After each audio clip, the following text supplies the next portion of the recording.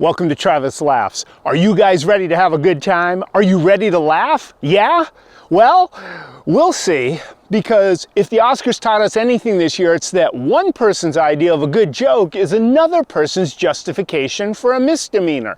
But the thing that I think we all know is true, the thing we can all agree on, is that I have a pretty cute cat.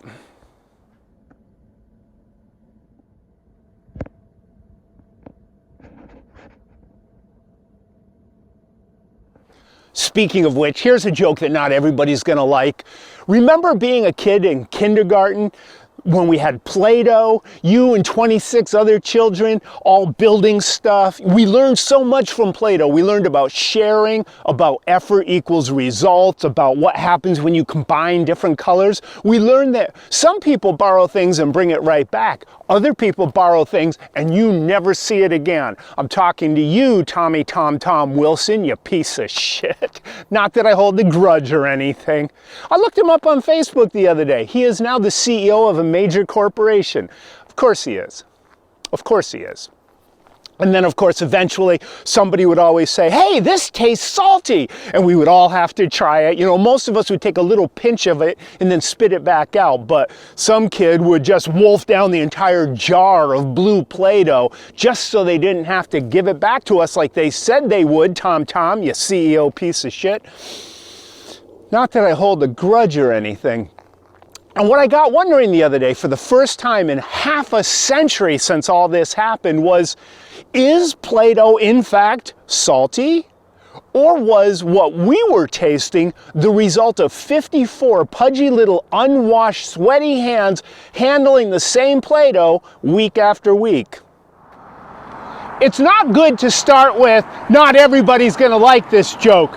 It was brought to my attention the other day that a lot of creative types are embarrassed when they look back at their earlier work. They cringe at the lack of skill.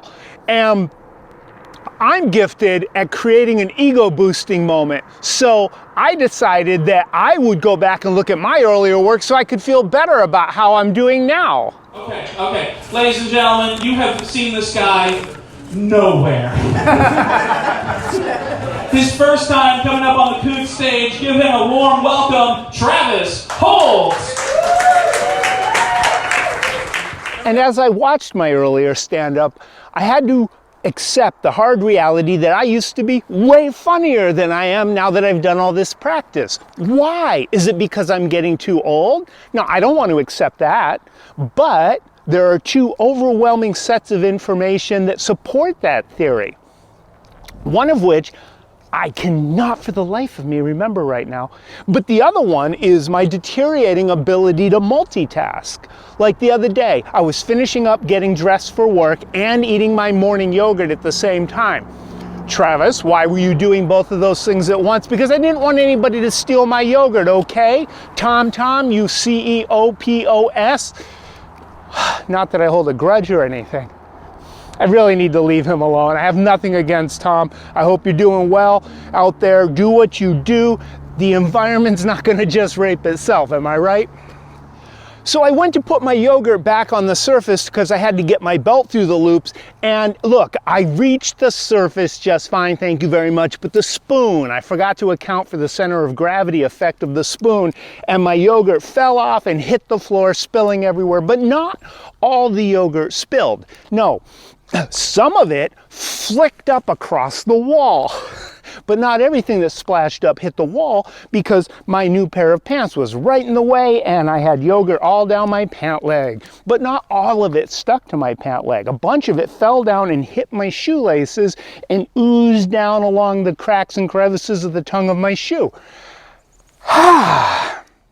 And as I was down here cleaning this yogurt up, taking deep breaths so I didn't give in to the rage, kind of like I'm always telling my teenage son he needs to do, my phone took that moment to slip out of my shirt pocket and kamikaze towards the mound of yogurt still on the floor. Now, happily, I have just enough reflexes left that I was able to swat my phone away, but then, as I sat there thinking about how enraged I would have been, I thought there's got to be something good about getting older.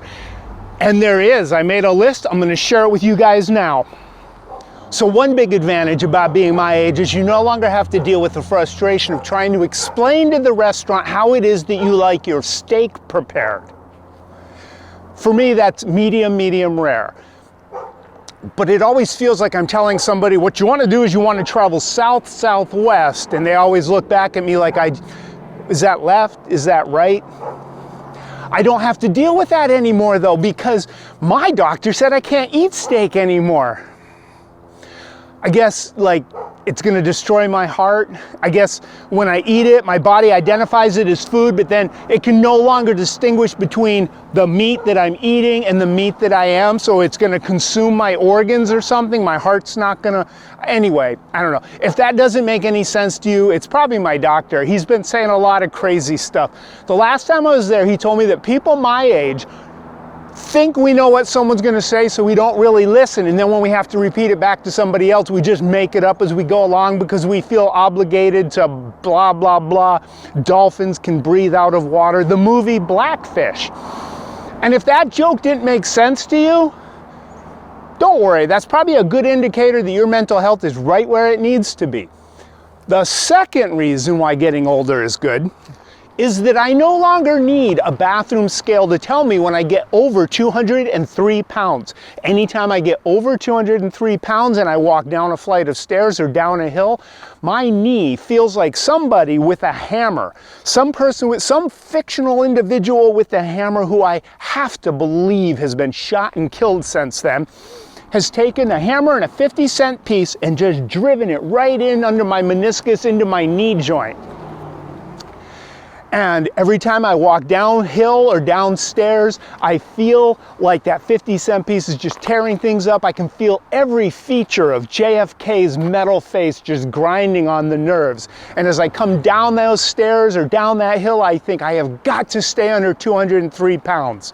And I also think I'm glad he's dead. I'm happy someone shot him. The guy with the hammer, not JFK. What kind of animal do you think I am? In fact, I'm actually anti-hammer in general now. I mean, a hammer is a component on a gun, and guns have been used to kill 2 of our best presidents and to wound several of our worst ones. There's probably other things with presidents and guns, but frankly, I'm not brave enough to Google president and assassination just for a joke. Also, I hit my thumb with a hammer once and lost the fingernail. Also, Jesus was crucified using a hammer. Also, they were the name of some of the worst pants ever invented. Although we thought we looked way bitchin' back in the 80s and 90s while we were wearing them, we did not. They did not look cool. They did not. And finally, as you get older, your relationship with your to-do list changes. The to-do list, which has been growing exponentially every year since you turned 30, is suddenly less threatening. I'll explain. When my son was born, we decided to take the bedroom doors off the frame so that he could move around more freely without the risk of an accident. When he got older, less apt to have an accident, or at least smart enough to learn from the accidents when he had them, we decided to put them back on. But somebody had stored one of them outside where the weather had delaminated it, completely ruined the door. My wife said, well, I want that door back on. Is there a way we can order a custom one? And I said, absolutely, I'll take care of that. Don't worry about it. I meant to do it. Time passed. She mentioned it a few times, but my wife is disinclined to nag, and she stopped mentioning it. So I'm dumb enough. I thought that meant she doesn't really care about it anymore.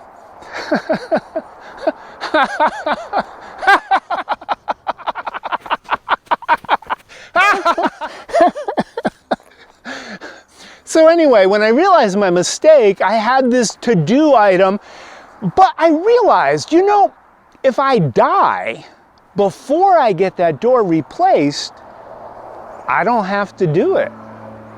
And that fundamentally changed my relationship with my to-do list because the thing has an expiration date. Now, I don't think you should leave stuff undone, but at the same time, look, if we consider it losing points if you die before you finish the items on your bucket list, can't we consider it gaining points if you die not having done some stuff you didn't want to do? It's just an idea.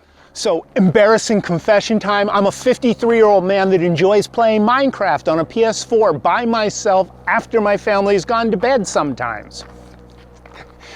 And I find it zenish. It calms me down for some reason, but I do have a level of anxiety that eventually I'm gonna look up at midnight and my wife is gonna be standing in the hallway watching me after I just broke down a spruce tree and turned it into planks to make a door for my shelter to keep the creepers and the skeletons and the zombies and the scary spiders out. And she's gonna look at me and say, "Are you even serious with me right now? Hey honey, if you wanna make a door..." Now, she's never complained about me playing that game, and I don't remember her ever making a snide remark about it. I think she knows it brings me a certain level of joy, and I think that's the secret to life. Find something that gives you joy, do a little bit of it every day. It's like those kids that were doing Play-Doh back when we were in kindergarten. You remember some of them were trying to make a cathedral and they were miserable and upset because things weren't going the way they wanted, remember? But some kids were just making little balls to throw at each other or making little cubes and saying, "I have dice," and they were thrilled to death. They were full of joy, and that's the secret to life, I think. Like when my kid was little and he was using Play-Doh, I used to like to sit next to him and make a couple of squares, thin squares, and I would put 4 of them together for the walls of a house, and then I would put 2 of them on top at an angle for the roof, and then I would use a toothpick and cut out the windows and fashion those into a chimney, and I would use a toothpick to make like little brick lines on it. It looked really cool. And then I would cut out a doorway and I would get some white Play-Doh and some black Play-Doh and I'd mix them together so it was kind of a metallic gray, and I would put a little hinge on the top and bottom of the door, and then I would use a little bit more to make a door handle, and then I would suddenly look around and I would scrap all of that and put it back in the jars, because what is it with me trying to make any door but the one I need to make?